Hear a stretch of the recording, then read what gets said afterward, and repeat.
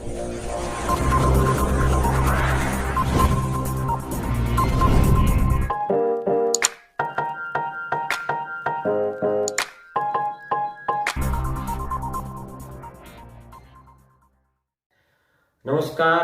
राकेश चौधरी नाम है हमारा और आप देख रहे हैं यंग तरंग।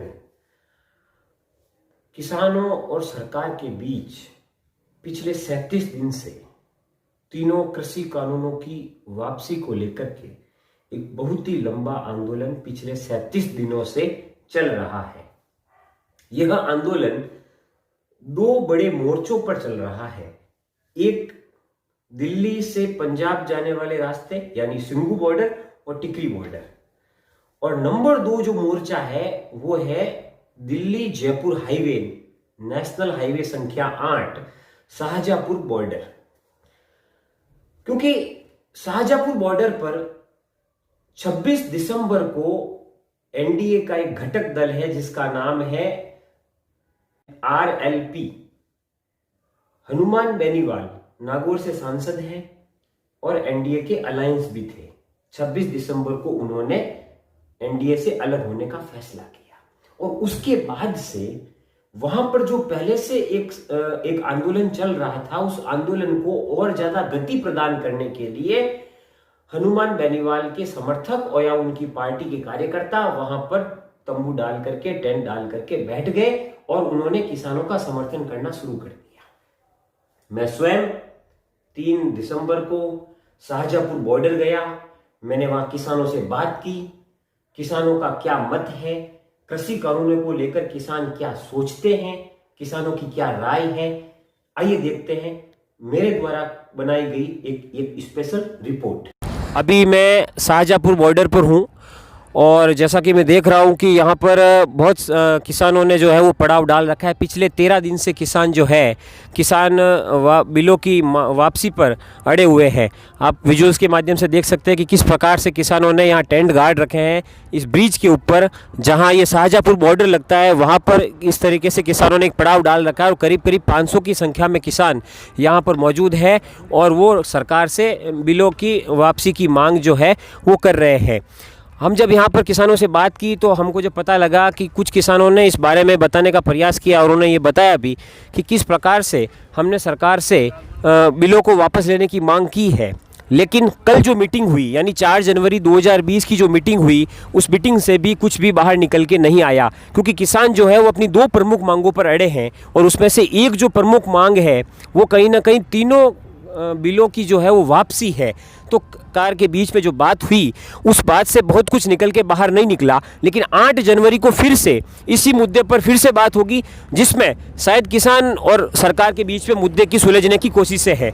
लेकिन मैं आपको सबसे महत्वपूर्ण बात जो है इस वीडियो के माध्यम से ये बताना चाहता हूँ कि अगर आप यहाँ का अगर आप विजुअल्स देखेंगे तो आपको पता लगेगा कि किस प्रकार से इनके जो गद्दे हैं, आप देख सकते हैं कि किस प्रकार से गद्दे बारिश की वजह से पूरे भीग चुके हैं और जो इनमें जो फोम है वो भी सूख नहीं रही, क्योंकि बराबर धूप जो है वो यहाँ पर गिर नहीं रही है। और अगर इनका टेंट आप देखेंगे, बिस्तर पूरे गिल्ले पड़े हैं। टेंट जो है उनमें पानी रात को टपकता है, क्योंकि हम लोग जब यहाँ सुबह 6 बजे पहुँचे थे तो हमने देखा कि टेंट में से जो है लगातार जो पानी जो है वो नीचे टपक रहा था। और कहीं ना कहीं जो स्थिति है वो बड़ी विकट है, बड़ी विपरीत है। और इस विपरीत परिस्थितियों के अंदर भी अगर किसान इस बॉर्डर पर टिके हुए हैं तो कहीं ना कहीं उनका जो इरादा जो है, उनकी जो इच्छा शक्ति जो है वो हिमालय की तरह अटल है और अडिग है।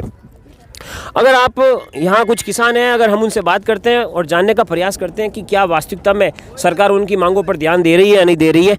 जी सर, आपका नाम क्या है सर? मेरा नाम पवन कुमार ढाका है। जी, कहाँ से है सर आप? सीकर, राजस्थान सीकर से। तो सर आप हमें बताएंगे कि किस प्रकार से आप लोग लगातार कितने दिनों से यहाँ पर हैं और आपको कौन कौन सी चुनौतियों का सामना करना पड़ रहा है? यहाँ हम 26 तारीख से रुके हुए हैं। जी, हनुमान जी बेनीवाल जो हमारे सांसद हैं जी, उनके नेतृत्व में हम 26 तारीख से यहाँ बॉर्डर पे डटे हुए हैं। जी, और यहाँ देखो, पहले तो -1 डिग्री सर्दी के अंदर बैठे हुए थे। अभी 2 दिन से बरसात ने हालत ख़राब कर रखी है। जी, सारे बिस्तर गीले हो रखे हैं। जी, ना रात को सो पाते हैं। क्या लगता है आपको, सरकार आपकी मांगे मानेगी? क्या लगता है आपको, सरकार बैकफुट पे आएगी क्या? सरकार तो अब दामिनी फिल्म की तरह तारीख पे तारीख दे के इस आंदोलन को ठंडा करना चाहती है। जी सर। लेकिन अभी इरादा हमारा ऐसा है नहीं कि यहाँ से हटने वाले हैं नहीं जी जब तक स्थायी समाधान नहीं हो जाता, ये काले कानून वापस नहीं ले लेती सरकार, जी तब तक यहाँ से हम हटने वाले हैं नहीं, चाहे बारिश आए, चाहे आंधी आए, तूफान आए। निकला किसानों में कितनी हताशा है या उनके इरादे जो है बड़े अटल है, बड़े अडिग है, तो जरा उनसे बात करते हैं। सर आपका नाम? मेरा नाम बेग निजामुद्दीन है। कहाँ से सर मैं आप? सीकर से हूँ। जी मैं किसान आंदोलन में इसीलिए आया हूँ कि मैं नरेंद्र मोदी से अपील करता हूँ कि किसान के जो 3 बिल है वो वापस लिया जाए। किसानों को सर्दी और बारिश में इतनी तकलीफ हो रही है, इनके लिए भी कुछ सोचो। जी बिल्कुल। किसान है तो देश है, नहीं तो कुछ भी नहीं है। आप भी प्रधानमंत्री तो हमारे बदौलत ही बने हैं, इसलिए हमारी अपील है कि जो काला कानून है वो वापस लिया जाए। और इंदिरा ने जो इमरजेंसी लाई थी उसका भुगतान इंदिरा जी को हुआ था, कांग्रेस को हुआ था, और उसके बाद ये मोदी जी इमरजेंसी काल में और ये कोरोना के खौफ के अंदर ये बिल लेकर के आए, ये भयभीत थे, और वो रूप किसान का देख करके आज किसान जो प्रतिनिधि जाते हैं वार्ता में, सभी पर FIR दर्ज है, वो अपराधी घोषित है सरकार की तरफ से। क्या मजबूरी है, सरकार उनसे वार्ता कर रही है, कोई कारण है, बिल वापस लेने पड़ेंगे, इससे अगला कोई रास्ता नहीं है। जी आपकी बातों से मैं बिल्कुल सहमत हूँ, और जिस प्रकार से आपकी भावनाएं हैं उन भावनाओं की भी मैं कद्र करता हूँ।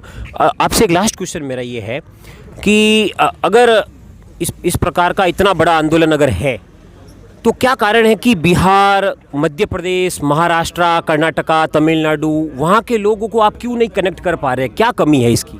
देखो, यहाँ हर स्टेट से आदमी जनप्रतिनिधि आ चुके हैं। मोदी सरकार भयभीत है।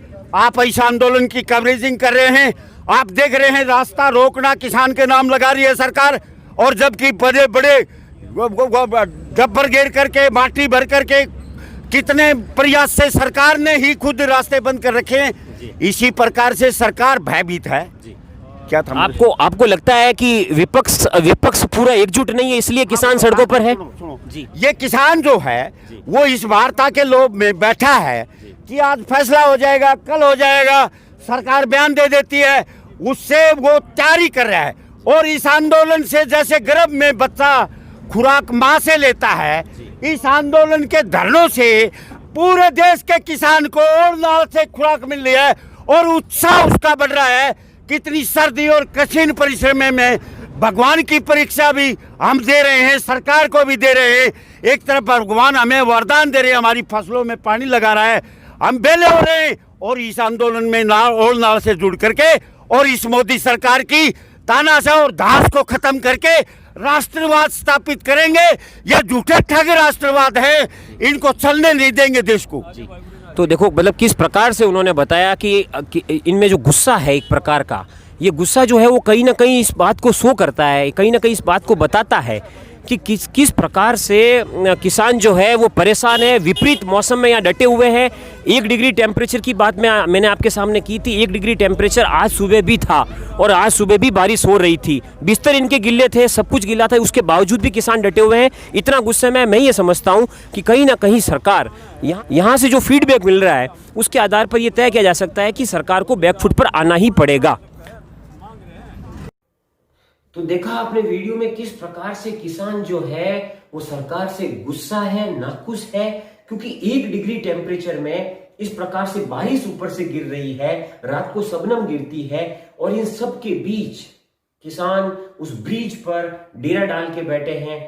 मैंने आपको विजुअल्स के माध्यम से बताया किस प्रकार से उनके गद्दे गीले हो जाते हैं, उनके कपड़े नहीं सूखते हैं, धूप वहां नहीं गिरती है, गीले कपड़ों में उनको सोना पड़ता है। कितनी मुसीबतों से किसान घिरे हुए हैं, लेकिन वो कह रहे हैं कि ये आंधियां, ये तूफान उनको डिगा नहीं पाएंगे। वे उनका डटकर मुकाबला करने को तैयार है। जब तक सरकार तीनों कृषि कानूनों को वापस नहीं लेगी, तब तक हम मोर्चे पर डटे रहेंगे। किसानों को 8 जनवरी का इंतजार है। 8 जनवरी को क्या बैठक से बाहर निकलेगा, उसी के बाद किसान अपनी आगे की रणनीति तय करेंगे। आप इसी प्रकार के वीडियो देखने के लिए हमारे साथ जुड़े रहिए यंग तरंग चैनल पर।